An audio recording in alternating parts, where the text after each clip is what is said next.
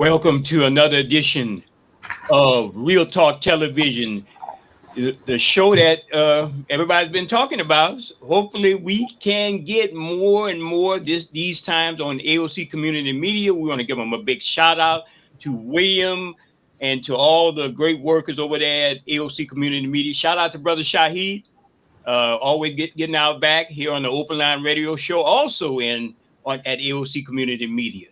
Today we have a great guest, a very notable guest. He and his wife, Mr. Robert Taylor and Miss Tish Taylor, longtime environmental activists and great all-around individuals. Also, some good people to talk to, gain a lot of knowledge.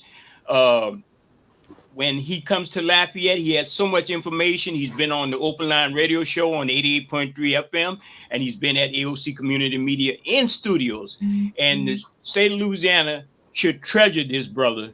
And I call him a brother, and I really appreciate it. But he is older, a little older than me, but he got a lot of wisdom. So we want to welcome Mr. Robert Taylor of Concerned Citizens for St. John, if I got it right, and I'm gonna get it right. So when as being behind the scene for so many years, Mr. Taylor, you know me, I've been a director and producer, but now I have this hat of going on television now. So I'm a little nervous, but you make it always normal when we talk to you. How you doing?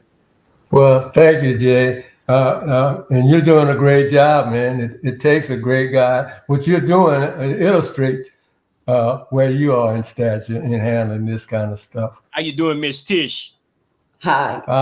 I'd like to introduce Tish, my daughter. Oh, really? Okay. Yeah. Wow. She's very active Okay. She's very active in the movement. Yeah, I know. I always get it wrong sometimes. Sister Khadijah would tell you, shout out to Sister Khadijah. She's recovering, my co-host in many endeavors. And she'll be back on the Open Line Radio Show, and she sends out her best to you, Mr. Taylor. And I certainly send my love to Queen Khadijah, and I'm praying for her recovery and that she soon be back with us. Yes, sir. Now, Mr. Taylor, briefly tell us about yourself. I know we just have 56 minutes, but we want to take the full hour or less than an hour to tell the general public about what you've been doing and who you are and what you represent. Well, I was born here in St. John Parish, and it was a while back in 1940. Situations here was different then. This was an agrarian economy. It was based on sugarcane. I was born on a plantation, born in Charity Hospital, but we lived on a plantation. I went back home to the plantation, and I grew up here in Reserve. Reserve was the center of St. John Parish. Then they've changed that somewhat now, but that's where the sugar refinery was.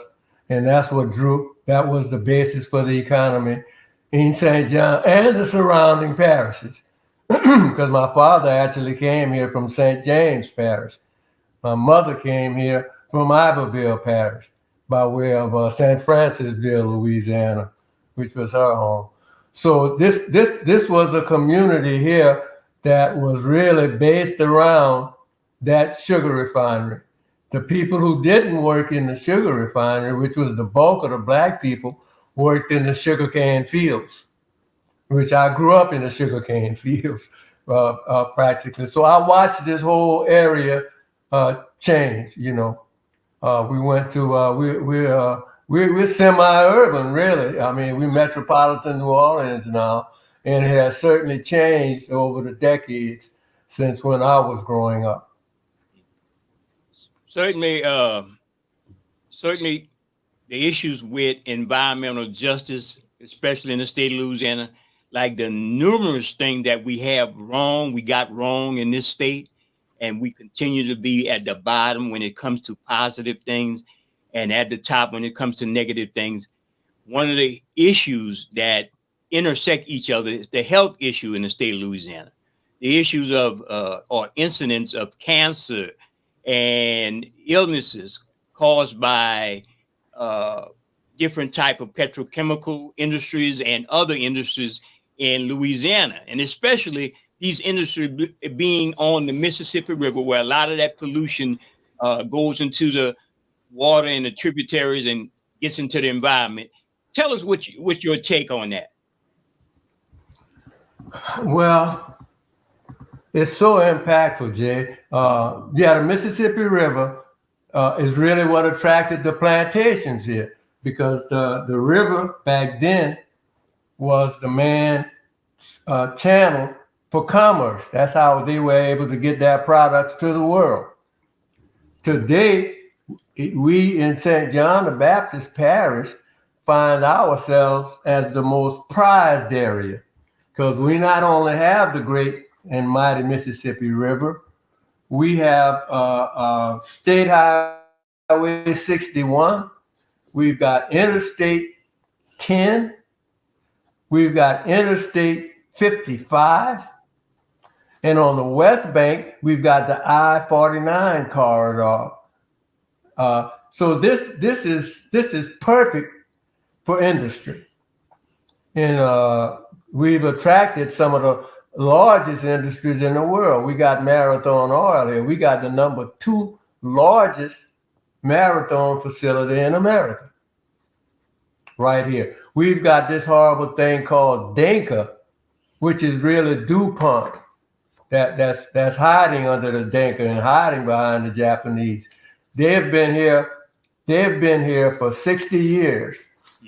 And when the health issues that they brought to us was brought to our attention and to the attention of the world, they hurry up and sold that name to another company, some Japanese company out of Tokyo, bought and they are now calling it fronting it.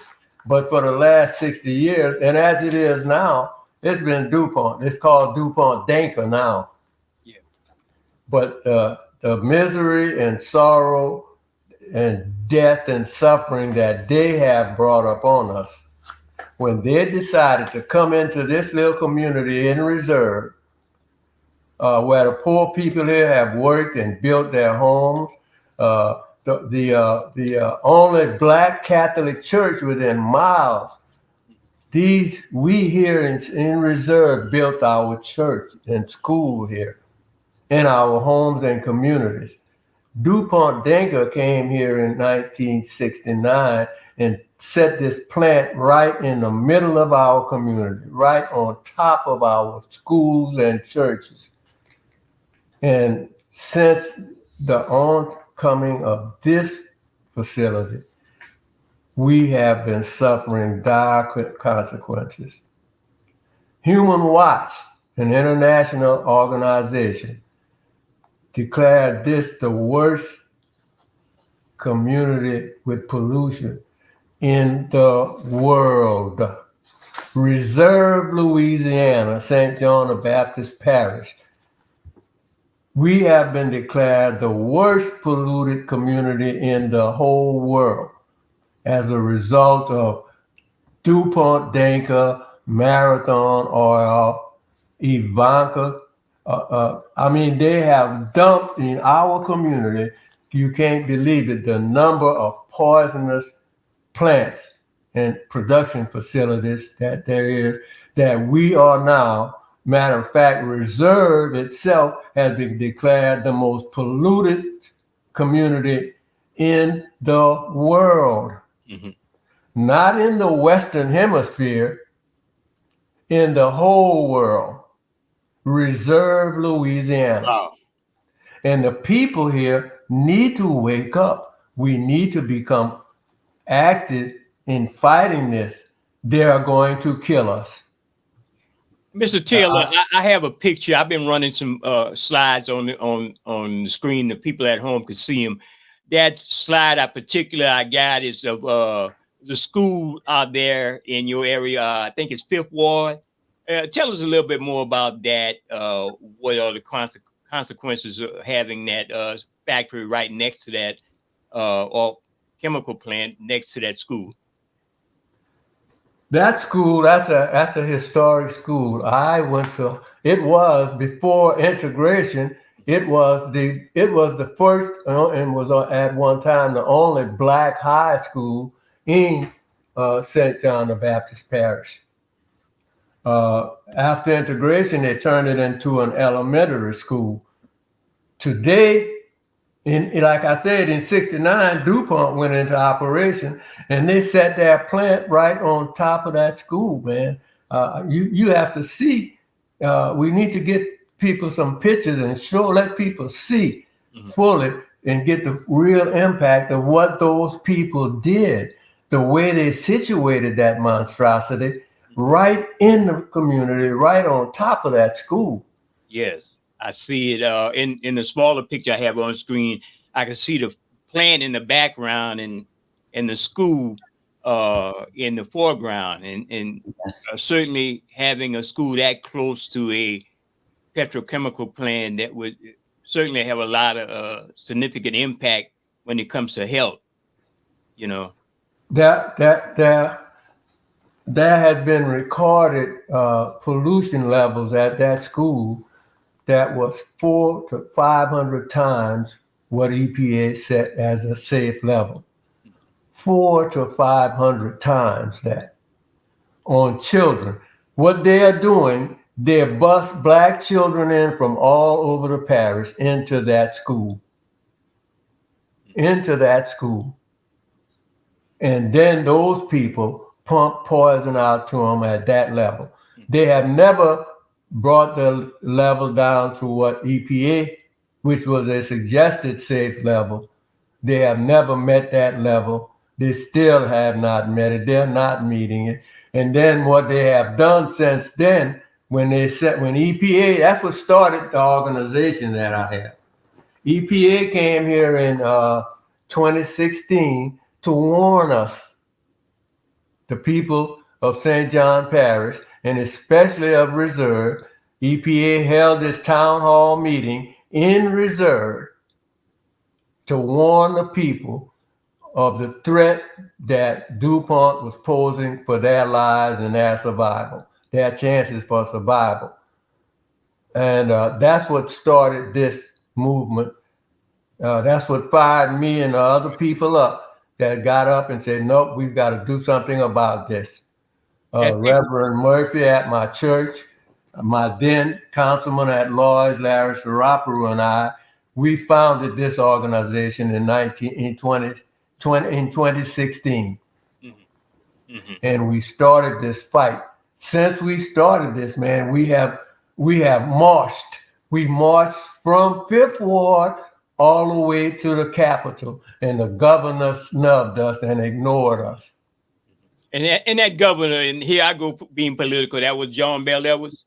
Yeah. Yes, that was John Bell Edwards, whom during this time period came up for re-election. And as with the first election, it was black votes that got him in. Right. You know, we had a Democratic governor in a red state. How did he win that? Right. Because he had 99.9% of the black vote. And in our second march, we marched from New Orleans through Reserve and Fifth Ward all the way to Baton Rouge, trying to bring attention, trying to get the governor, trying to get our senators, trying to get our governing representatives to help us to do something about the situation where now we've got this international human rights organization came in and said it's a stain on the conscience of humanity. The situation in Reserve, Louisiana, says it's a stain on the conscience of humanity. The most horrible condition in the whole world. No other place on earth. In America, in 2021, and we don't have, there's nobody up in arms about this. There's no great movement of the church. It's amazing the response we always it's amazing the response we always get from our elected officials, the ones who we put in office and the ones who beg us for votes, shame us to go voting, say it's a shame you're gonna go vote, and when they get in office, there's no response. because a lot of things intersect each other. The response that we get from significant issues that have happened in this state. And I know I'm being a lot critical. I mean, you could cross over into something else. The Ronald Green case with the Louisiana State Police, the response we get from the politicians, what's happening with you guys out there in the river parishes, the response we get from the politicians, those significant things that Louisiana has, problems they have, that's the response we get from them. Nothing but, window dressing. Well, one thing the Black community is going to have to do, we're going to have to get up. We're going to have to organize. I get so beat up, people, because they say that's all I talk about, organize. Yeah. That's our only hope. We have to organize. The world we cannot operate in this world. This world operates on organizations and unity. People unite. You have to unite in order to get any success with your goals, whatever your goals are. If you're not acting as one, if you're not acting united, you're not going to get it done. We elect people. We send people to the state. We just had an election and we sent a new representative up there. And I'm anxious to work with her. And I'm hoping that we can work together and get some things done. Hopefully through her, we can get connected to our other state representatives from around the state. If Human Watch, if these people could come here from across the world and see this situation, I mean, it's got to be embarrassing to our local people, our governors, our representatives who are there. How could the Louisiana Department of Environmental look? Some agencies from the other side of the world got to come here and tell us and bring to the attention of the world that this situation is that dire. None of our local or none of our state elected officials are aware of this. Human Watch said this is the worst situation on the planet Earth. Reserve, they say, is the worst place. I mean, this is in the state of Louisiana. This is in the United States of America. Hey, Mr. Taylor, not only you're well known from what my following in Louisiana, you're well known on a global level for speaking out against such things. And I want the audience to know that also. And it's not about publicity with you, because guess what? If the publicity you obtained at this time would have gotten you somewhere else speaking out for something else, you would have done it a long time ago. You steadfastly and you continually emphasize your area where you come from. You are greatly concerned with that. And I would say this to the audience: if this problem in the river parishes can be fixed, if it can be fixed with the status quo, everywhere else could be fixed. Because this is so egregious what's happening in your area. And Miss Tish, if you care to chime in, please feel free to chime in. Well, Mr. Taylor did travel. We traveled to Japan twice to meet with Dinker's board members, to let them understand that although they cared about their bottom line, that we were the people that were dying, and to just let them know what our risk was. When it was 1,505 times the cancer risk just from chloroquine, which Dinka is the only emitter of in the parish. In the country. In the country. They're the only people that make neoprene. Excuse me. So, then we traveled and we spoke before the third committee, the Committee to Eradicate Racial Discrimination at the United Nations in Geneva.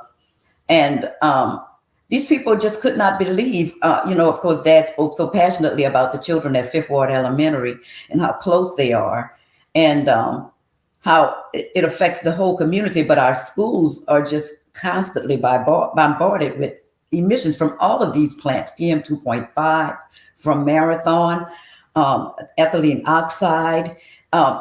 how can we have safe, healthy children? How can they grow and mature when we're constantly bombarded with all of these chemicals while they're growing?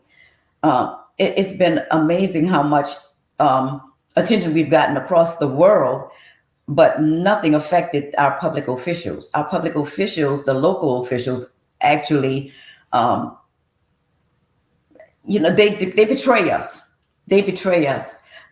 It's under the force that we actually will get jobs. When the Tulane Environmental Law Clinic just did a study that showed that this parish is the worst in the country. St. John the Baptist Parish is the worst in the country for not hiring the people that live in the parish. So the farce that these companies come in and hire the community it is just that. It's a farce.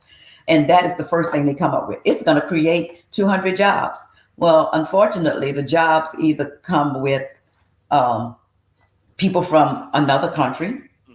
They actually have, everyone pretty much leaves the parish. They live outside of the parish. They drive in.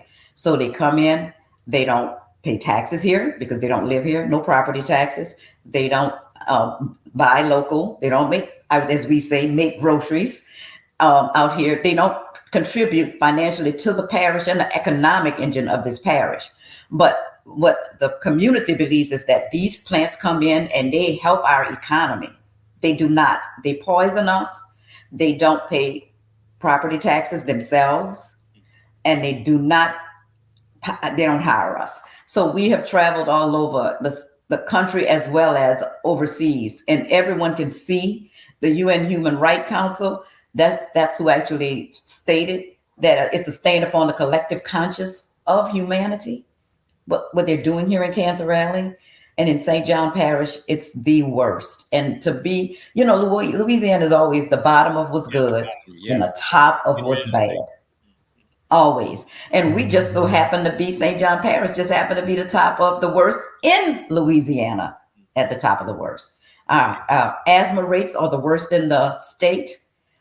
Children's asthma emergency room visits and hospitalization, the children and adults, the highest in the country, top 3 in the country, highest in the state. We had the highest death rate of COVID per capita in the United States in March of 2020. And it stayed in the top 3 through the next 3 months.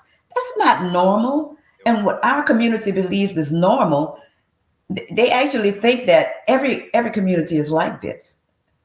We're dying. What my dad saw when he started seeing his generation and his parents' generation die and start getting diagnosed with these rare diseases, rare cancers, rare autoimmune diseases, we always suspected, well, it could be all of these plants that we have around here now. It wasn't like that before, but we have no evidence. But now EPA is bringing this to us, and our community is still being misled to believe that these people are here for the good of us, to give us jobs, to make sure our children have something to live for, and a place that they can actually have a family, when in essence, it's the safest thing for us is to have them shut down.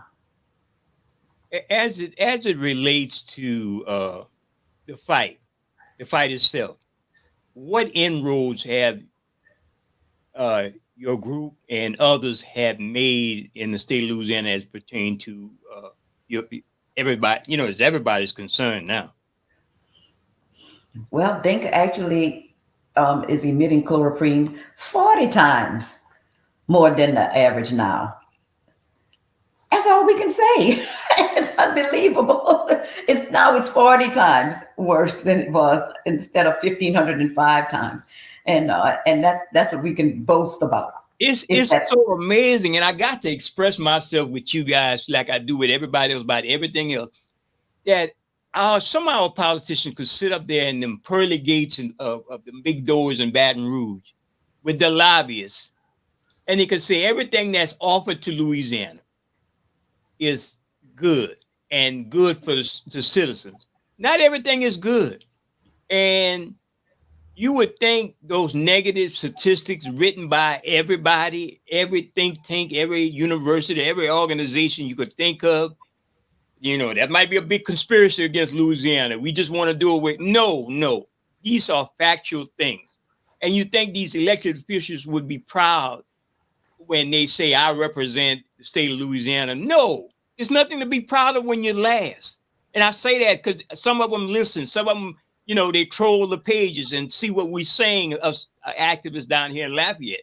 I want to let them know you have nothing to be proud of. If your state is continually, perpetually last, whether it's a Democrat in office or whether it's a Republican, you're last all the time. And that's why these kids, some of them are smart enough. And I would tell my kids, if you have a chance to leave this state. I mean, you know, things in America are not always good, but there are certainly other places better than this place. And that's a terrible legacy for us to have. Yeah, that is. You know, that's really terrible. I never could adjust to the fact that let's just take reserve. The population in the reserve is right about 8,900, right about 9,000 people. The plant DuPont come in and they admit that they have 230 jobs. And you mean to tell me our people are going to be convinced to kill off 9,000 people even if they hire everybody from reserve, 230 people and 9,000 people? And that thing is not only poisoning reserve, it is poisoning the whole of St. John the Baptist Parish. And on our eastern border with St. Charles Parish, it goes miles into St. Charles Parish with the poisonous levels of chloroprene. It is terrible. And for them to even suggest that a few jobs justify that, to me, is just unthinkable, man.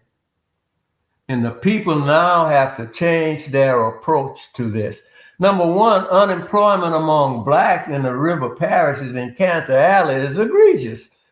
And we got over 200 chemical and plastic and petroleum plants in Cancer Alley, in that narrow corridor that's only 5 miles wide by less than 80 miles long.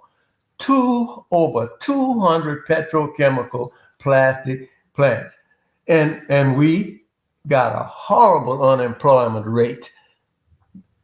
So I don't see how they can even say that. I don't see how any, especially a politician, could stand by and let the petrochemical industry say to black people, we're going to provide jobs when we come into your community.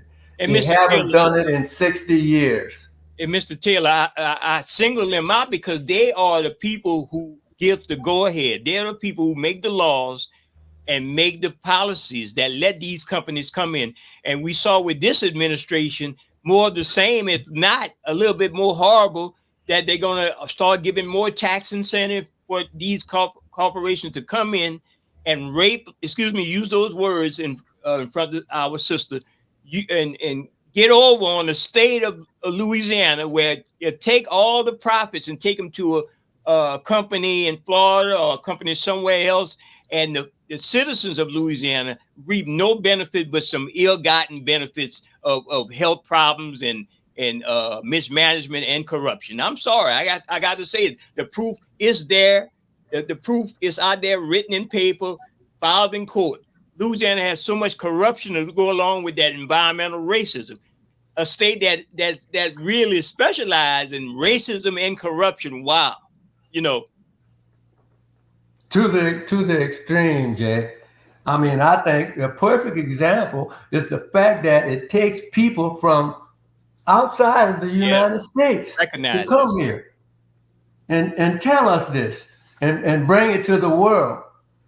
Not somebody, it wasn't one of our elected officials from St. John the Baptist Parish who said, who raised the flag and said, hey, our people are dying. It wasn't our appointed head of the DEQ. And if you notice, they keep a black person appointed at the head of these agencies. Yeah. See, we just had one had to sneak out and resign after all the horrible things he did when he was there. And now they put another black in his place of the head of DEQ.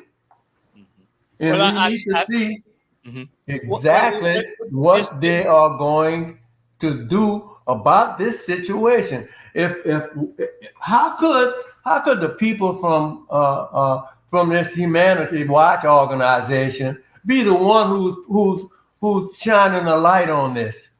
Wouldn't our state agency that's there to protect us? Isn't that what the DEQ for? no, To, they and they have protect not told, corporations. we are the worst in the world, and DEQ didn't tell us that. Well, DEQ didn't warn us. you see, recently in the article, I got the picture of the screenshot of in the Louisiana Illuminator. Again, I say to everybody, from my perspective, a great online source of information, different from the mainstream media. The Louisiana Illuminator, check it out, different stories. Where the state is suing the EPA for records in communication with environmental groups and journalists. So basically, they're looking for everybody's name who they talk to, and we could see the hand of Jeff Landry as Attorney General and Liz Morrell. All of these people are who are I call white, and I'm speaking on this show, white supremacists. I call them. I'm to the point where I'm calling them for what they is. If I get banned off of radio and television, so be it. But we got to use these words. If you have policies that discriminate, policies that hurt communities of color, you are a white supremacist. And our black elected officials got to know how to stand up in Baton Rouge, like the brothers in Tennessee, and call it for what it is. But this article is very troubling, that they're going to take the information and spy on the activists and spy on the people who are advocating for justice, environmental justice in your area and around the state.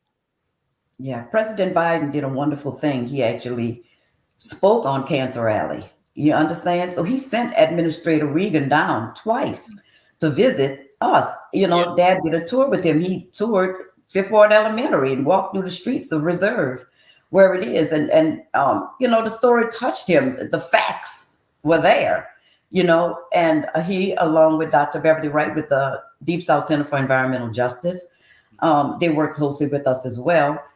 Well, you know, these people came and they saw the evidence. They already knew it. And so what came out of it was a 26-page letter of concern with everything in it. You can look it up, EPA letter of concern. Yeah, I have the picture on screen. And it is unbelievable, the facts, all the way down to Louisiana Department of Environmental Quality calling our organization and my dad fearmonger, denying the facts, actually smoothing the evidence from the health department about the asthma rates so that you wouldn't be able to see the correct numbers for asthma. The state did that. And once this came out, Landry, of course, said, we can't do this because we're trying to say what the letter stated was that they violated our civil rights. And that's the Civil Rights Act.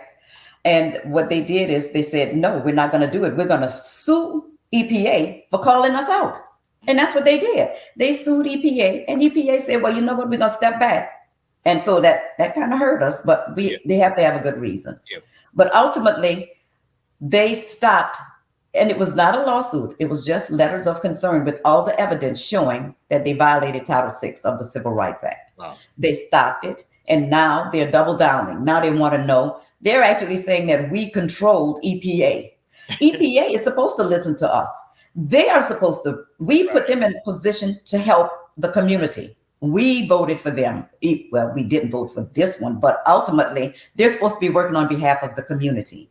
And what they're accusing EPA of doing is consorting and actually taking leadership from, us as that we're controlling this, when in actuality, the facts speak for themselves. The facts were that they did these things and they're still doing it. So we have to find another way to come in and actually do this. Administrator Regan and the Department of Justice are working diligently. Now they're actually suing DINCA. And with that, that's going to set a precedence also that they can actually go against the polluter. And we understand that these are big, I call them zillion-dollar corporations, because they make tons and tons of money. And these corporations are so powerful; they got their hands in the pockets of all these political leaders They can make or break individuals. We understand all of that. But groups like DEQ or the EPA, they are advocates. They are governmental organization fighting, supposed to be on the side of the citizen, not to be affected in a detrimental way, not to be advocates for corporations and people and individuals who gonna exploit communities. I don't even understand that. What's the existence is for?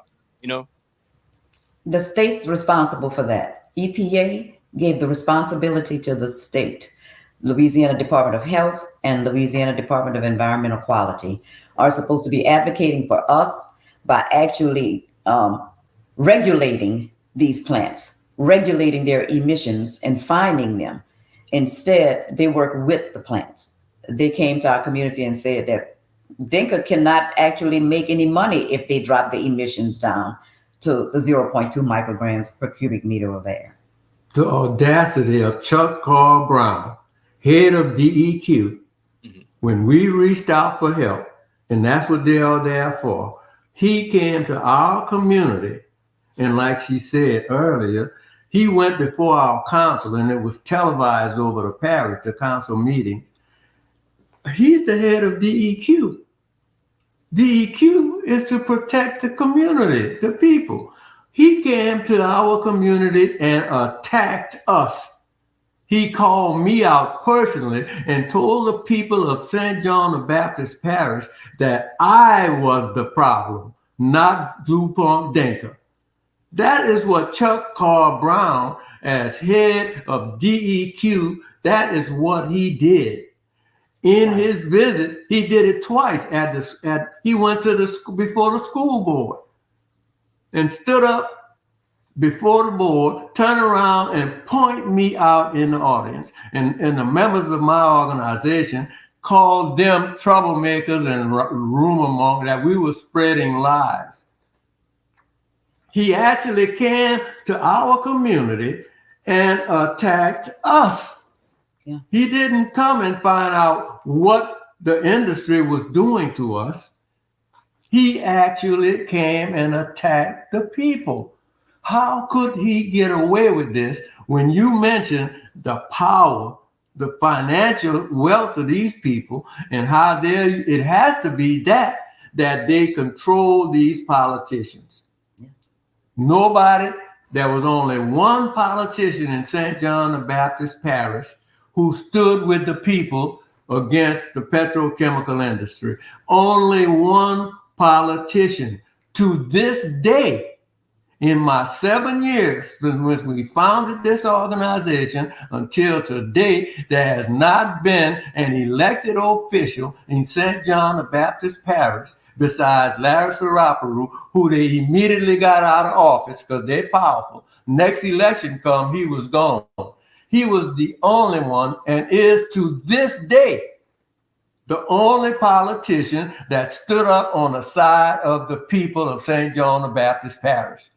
I want to say that loud and clear because it needs to be said. People who voted here in my parish, who voted for representation in our local government, they are not there. They are not representing the people. Not when it comes to the petrochemical industry. Nobody touches that. We, the concerned citizens of St. John, stood alone for these 7 years in St. John Parish. We had no support from our local government.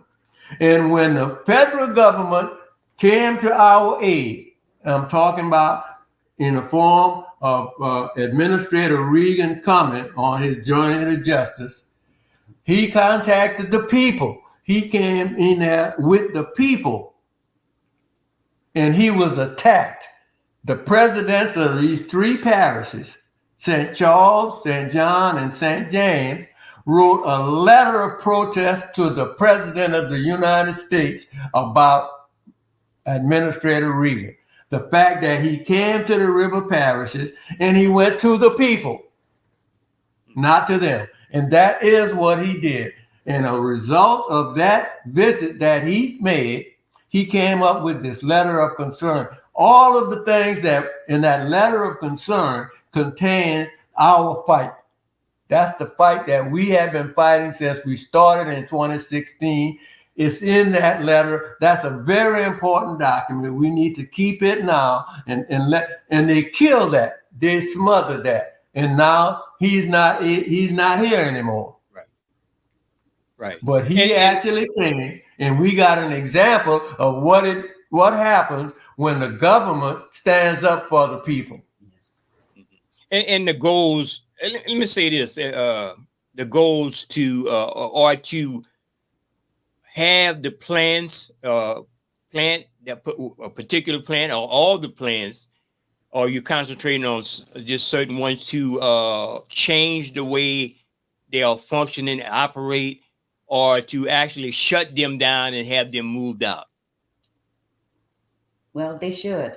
What we need is for our government to actually do the job they're supposed to, which is regulate them. And if each one of these petrochemical industries along this river actually performed in a way that the emissions were at the levels that were safe for our community, great. Mm-hmm. But they don't, and there's no reason to, because this state does not advocate for the community. Right. They do not advocate. They do not regulate, and they also give tax breaks. They do corporate welfare, and they're cutting. The state is turning around, giving money back to the country, to the U.S. for the summer school program, the summer program, but they want to give corporate welfare to the crawfish industry because they're having trouble. So you're not feeding kids during the summer, but we're going to take you can take my tax dollars and give it to an industry to save them. So you showed me within these last 2 months that you really don't care, Governor. You don't care about the people. You care about industry, all the way to the point of starving our children and saying they need to fend for themselves. Well, let big corporations fend for themselves. Right. They don't do that. So if they actually regulated these industries, made sure our air was as clean as possible, and our children would not be dying and being diagnosed with all of these diseases, then that's wonderful. But that's a big, that'll never happen. No, but Tish, let's look at the reality. We're overlooking something here. We're overlooking, and it's the most important thing of all. It answers all these questions we're talking about, and we need to deal with it. We have been designated a sacrifice zone. No, what more needs to be said? That explains why DuPont Dinker can dump all that poison on the school. Why Marathon Oil can have all these you see, they just blew up. And the local government had nothing to say about it. Marathon ran the whole lot. Marathon said, there was no poison in the air. No, nothing got loose. Everything was perfect. Y'all can go on. And that's the way it is. The government is not fighting for us. There are no other entities in our local communities. Don't have any organizations. It is terrible. But what is worse than the whole thing that gives me nightmares is that everywhere I look, it's the sacrifice zone.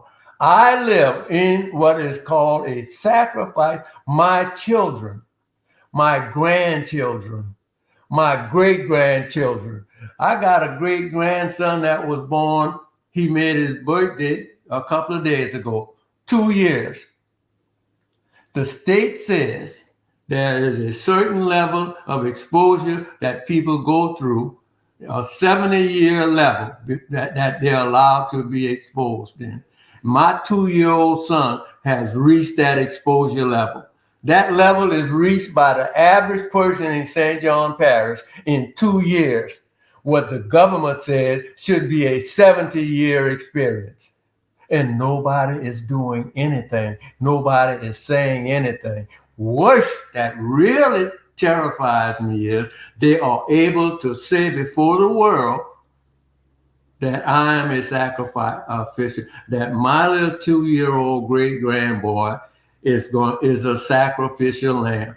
He has already got his 2 years of poison. He's done for. He's not going to live a healthy, safe life. By the time he's in his teens, he'll be dying.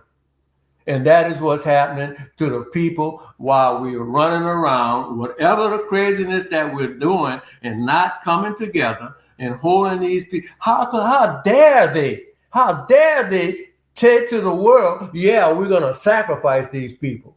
We are labeled Calcasieu Parish, St. John the Baptist, the what's called Cancer Alley, up around Shreveport, Alexandria, all those areas, and you will find that the victims in those areas, the population is from 92 to 96% Black. In Reserve, Louisiana, the worst area in the place is 94% Black. The 1 mile area around DuPont-Denker, they moved all white people out and they forced Blacks into them. They're forcing our Black children into Reserve, into that school. They're making sure that that we don't have a future.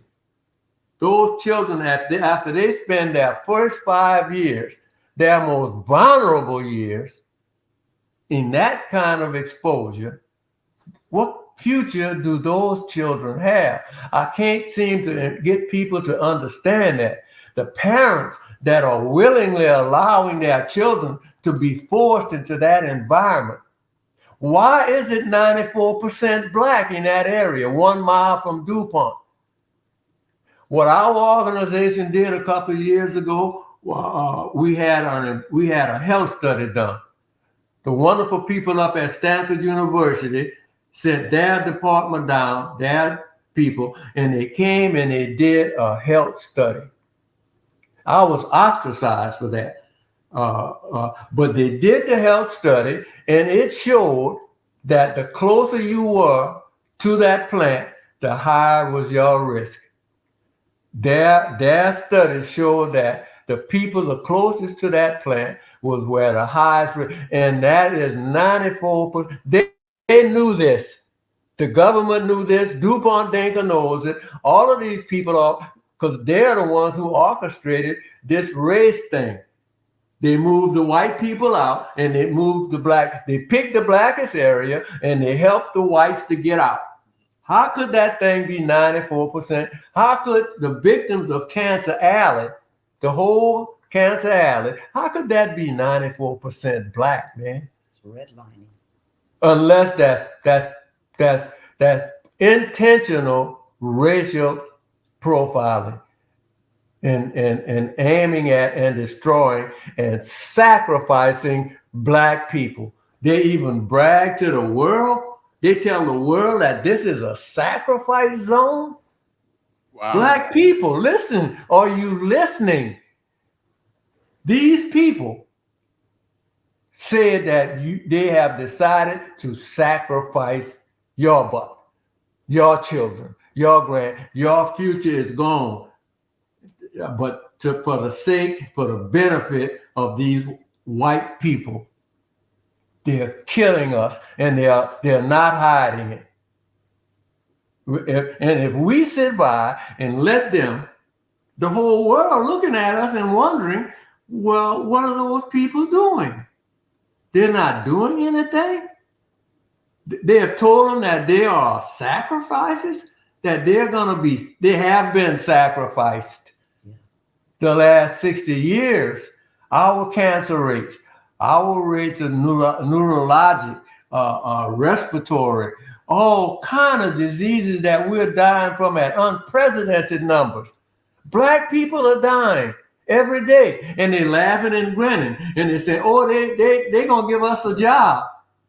Yeah. Good Lord. They give out school supplies.